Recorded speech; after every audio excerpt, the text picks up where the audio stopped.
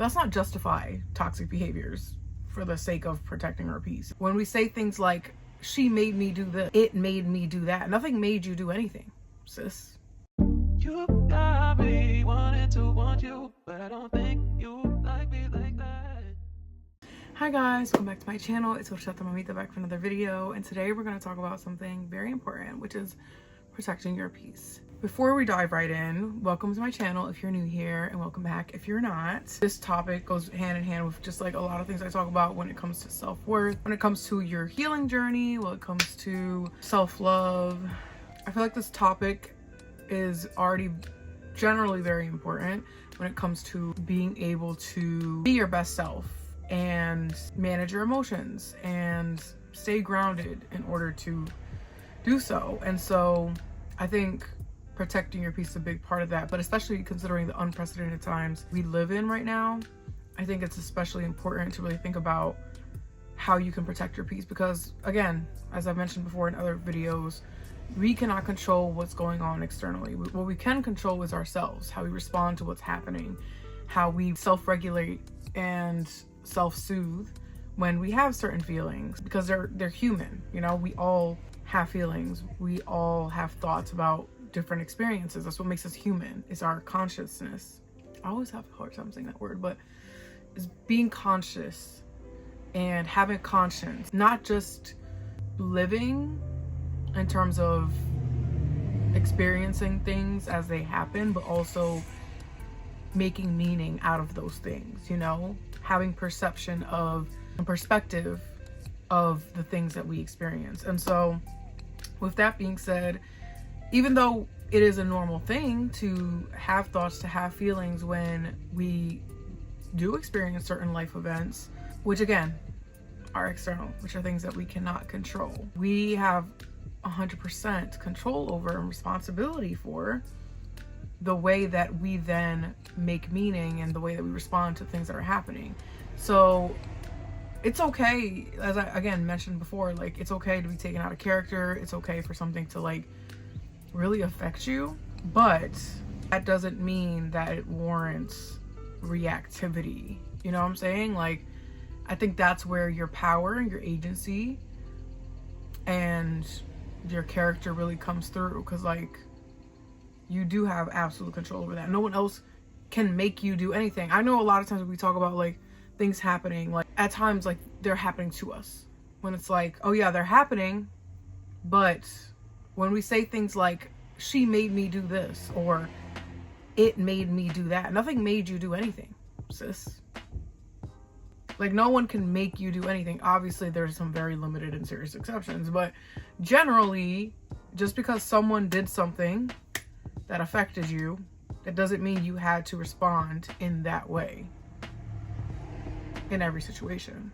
Again, there are some exceptions, and I'm not going to say that that applies to every situation, but like, we have a choice in how we, again, respond to things. So considering the choice, considering the agency, it is our responsibility in life to be happy. It is our responsibility to stay grounded, and a big part of that is really mastering the skill of protecting your peace. And I feel like we throw that around very loosely now. I'm going to protect my peace. Like, that's not to say we're going to sit here and enable and promote bad behavior, right? Like, you being an asshole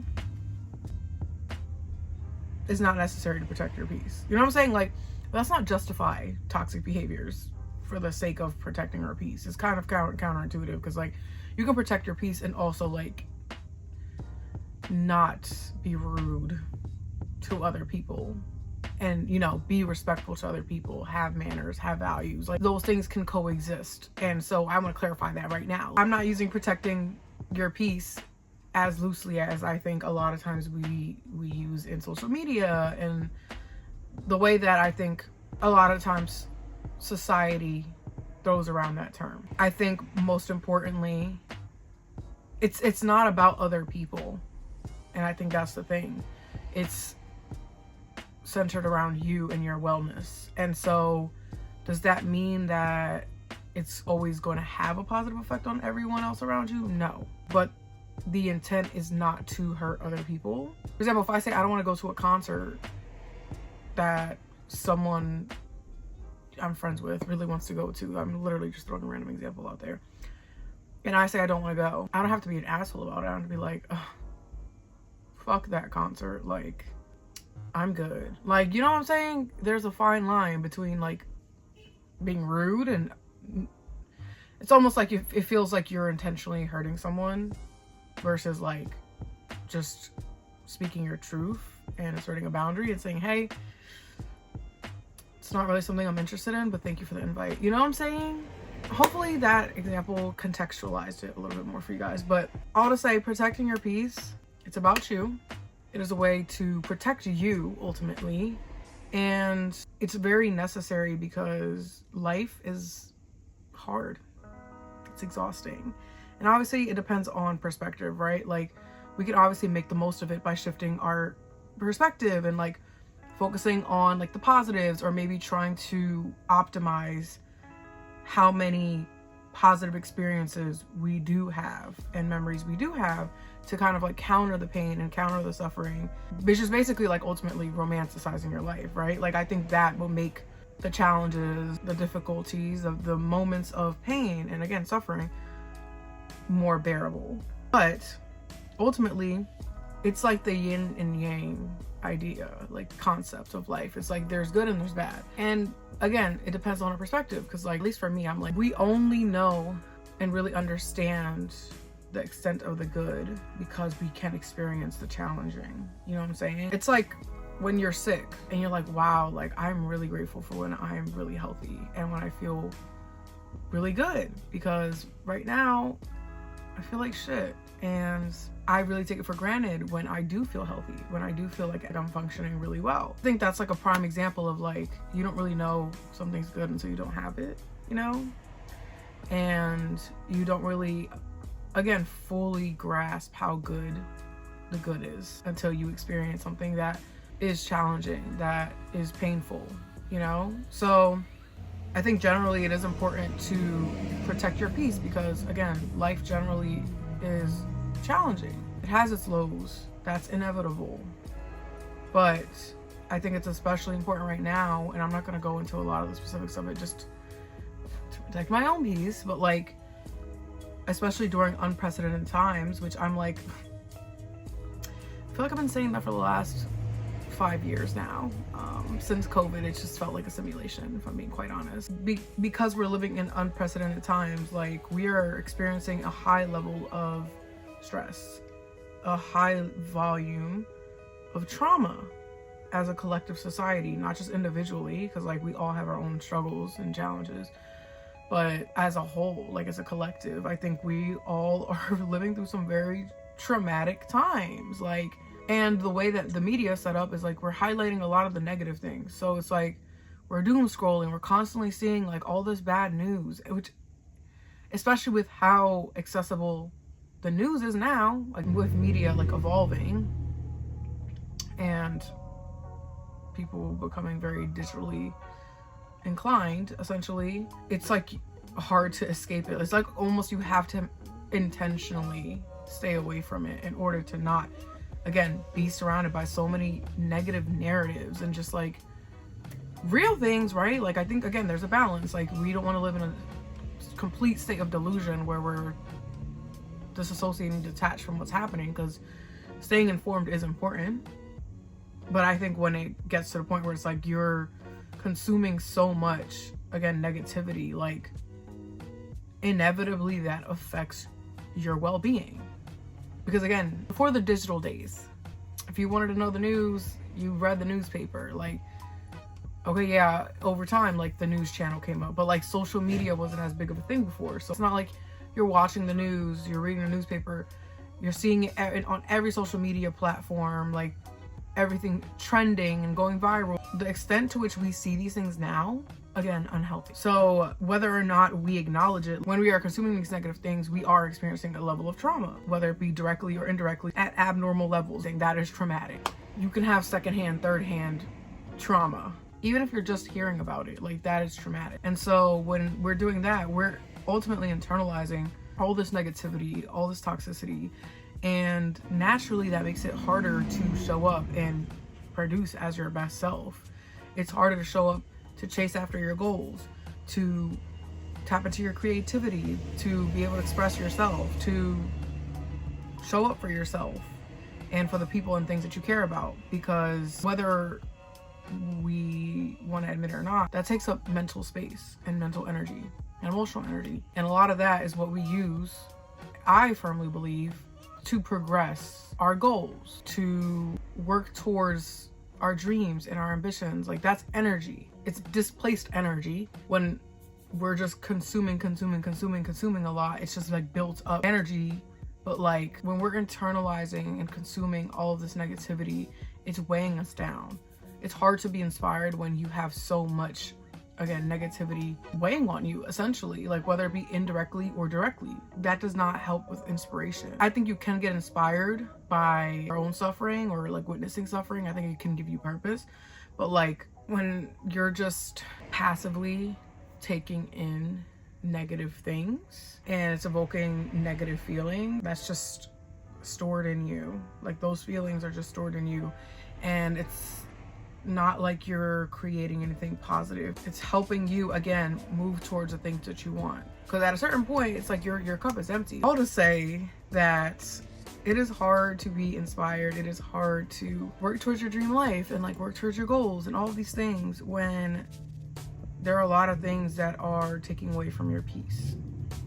And that's why I thought it was important to talk about this topic, because I think a lot of times it's easy to get into the habit of waiting until you are on E and you don't have anything to give and your cup is empty to realize, oh wait, like let me do something to ground myself, like let me do something to protect my peace now, versus regularly doing some of these things that can help you maintain your peace and can help you basically like self-regulate when it comes to your emotions. So now we talk about the importance of protecting your peace. I know you guys are probably wondering how you can protect your peace, and I think primarily we need to focus on understanding our emotions in order to protect our peace, because that's really what it's rooted in. Is you are dysregulated, your emotions are not managed, or they feel out of control.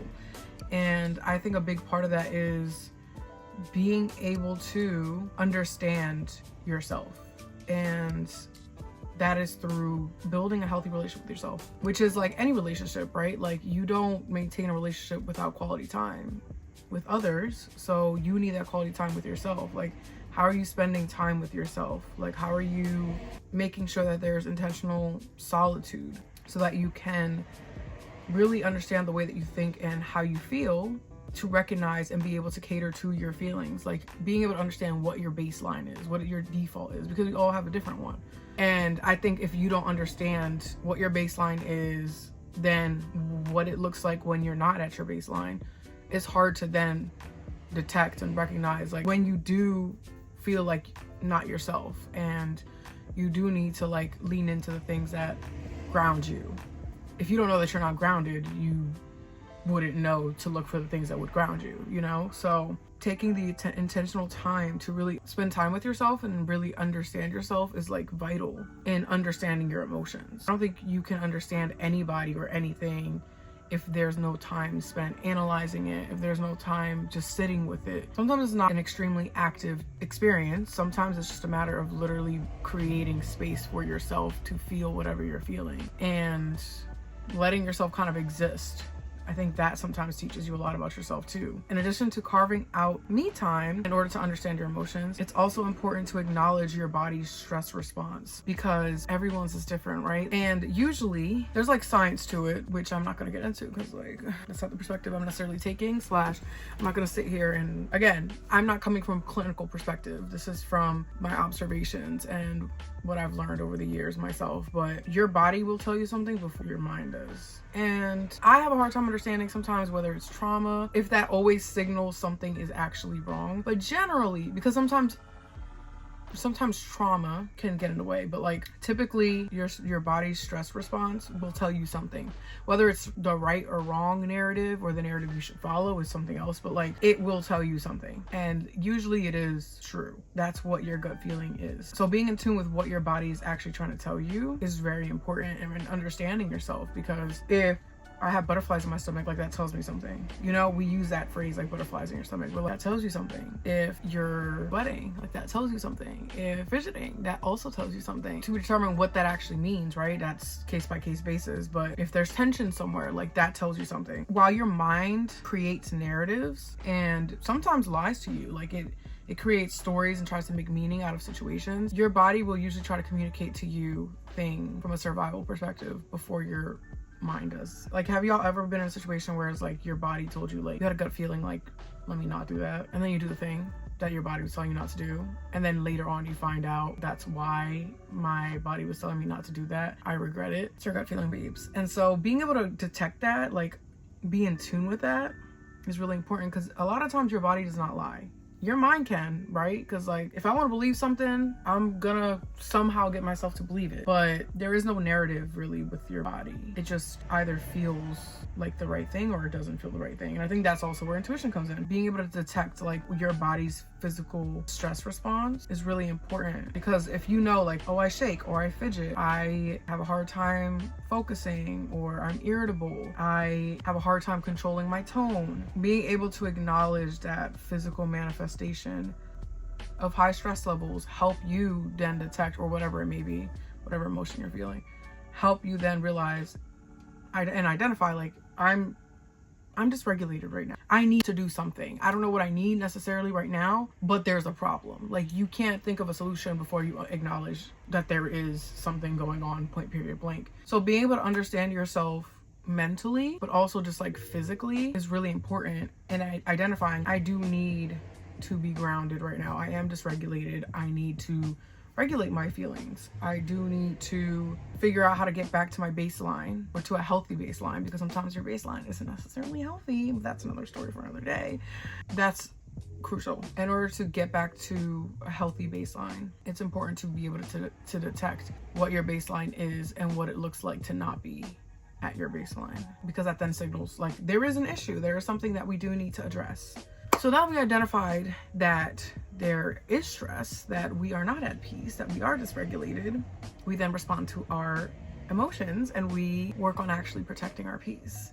So one way of doing that, which is probably like the most self-explanatory one, is setting boundaries. Again, as I mentioned before, instead of trying to control others and our surrounding circumstances, we need to put conditions on access to us and our behavior. So telling people, if you blank, then I will blank. And that's, again, not about insulting someone else, but about protecting yourself. And the more we do that, the more that we will feel like we are protecting our peace, because we are protecting the things that we care about. We are protecting the things that we value. It's not just like we're just going with whatever. Like, when you go through life passively and you're going with whatever, you're not consciously living and making choices. You're just doing whatever everyone else wants you to do. You end up miserable, because it's like, it's your life and you're living it according to other people. That's not peaceful. That's like confining. Like, you're letting other people control your life. So I think setting boundaries is crucial here, because it's a way for you to regain and reclaim your power and your agency when it comes to your life and the things that you want to do, or the things you want to put energy towards, or your behavior, once again. Because when we don't do that, a lot of times we're letting other people have control over the way that we respond and the way that we act, instead of saying, hey, you can do what you want, but this is how I'm gonna go about my life. This is how I'm gonna go about this thing. The more you understand where you stand with certain things in your life, the more clarity you're gonna have. And again, the more you're gonna be at peace with your decisions, because you're going to know, hey, like, I have power in a situation. It's literally whatever I want it to be. No, I can't completely control everything that's going on around me, but I know how I'm gonna respond because I've already thought about it, you know? And I think that's also helpful and uplifting, like, when you value what you believe, what you care about, but also like your self-worth. I'm not gonna sit here and just like hyper focus on what somebody else wants or what somebody else is doing. No, I'm very certain that regardless of what's going on, I know how I'm gonna navigate the situation. I know how I'm gonna operate. So something else that's really vital in protecting your peace, in addition to like setting boundaries in relationships, is also just doing activities that ground you regularly and in real time as stress comes up. So again, once you can detect like, oh, I am kind of out of whack, like my stress levels are out of whack, I feel dysregulated. Being able to then respond to what your body is saying. So ask yourself, what do you need right now? Like, and again, that depends on the person. Maybe you need to walk. Maybe you need to journal. Maybe you need to write poetry.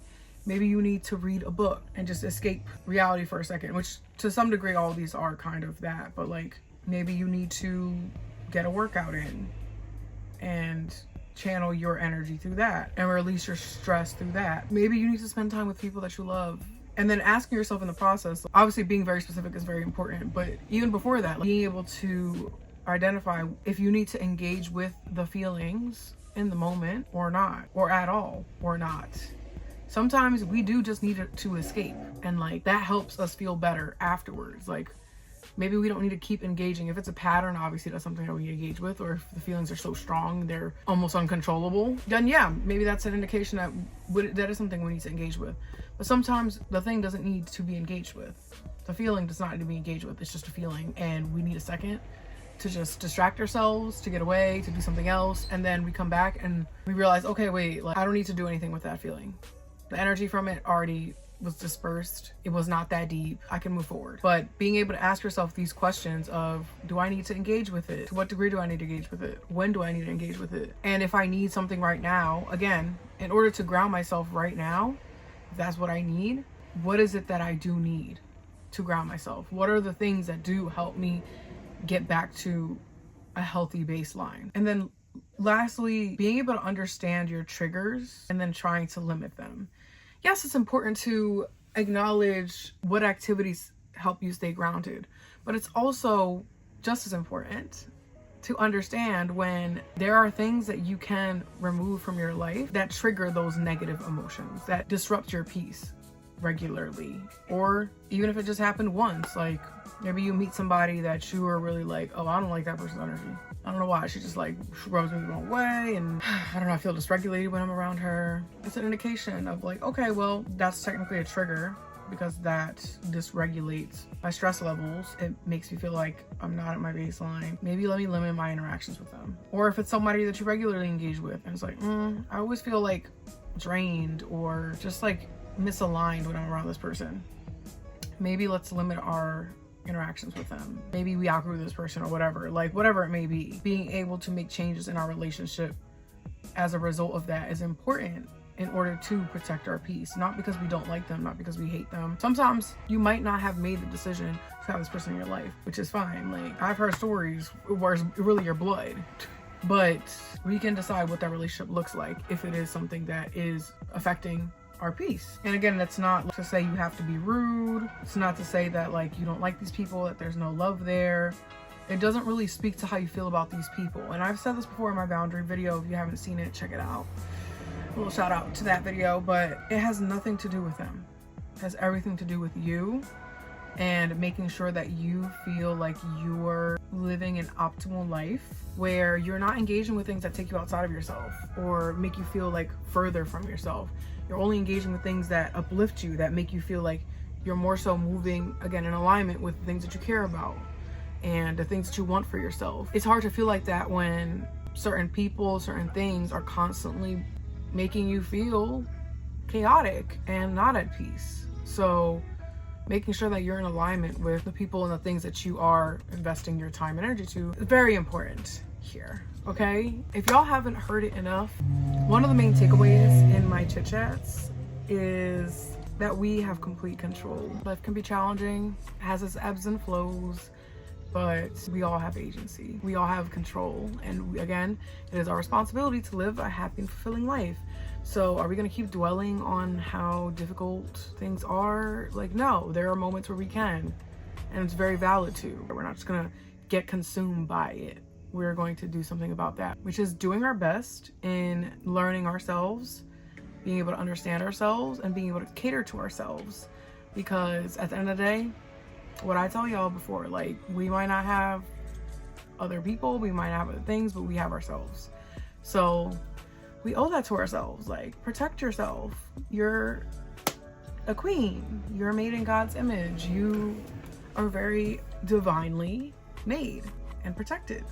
So you should protect yourself too. Even if you're not spiritual, like if you believe there's a purpose in this world, and that everyone is here with a purpose. And whatever your creation story is in your head, like, there is a reason why you're here. There's a reason why you're created the way that you are. So yeah, you don't have to be spiritual to like think that there's even a purpose for you being here, you know, and for you having made it so far in life. And so that can turn to an even deeper conversation, but that's pretty much it, guys.